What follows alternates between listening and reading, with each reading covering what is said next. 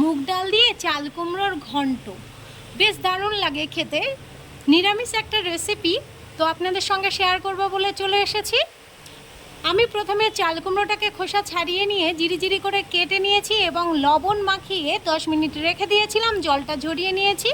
এরপরে আমি কড়াইতে সর্ষের তেল দিয়েছি এবং তেলের মধ্যে আমি কালো জিরে আর শুকনো লঙ্কা ফোড়নে দিয়ে কিছু মুগ ডাল আমি ভেজে নিয়েছি।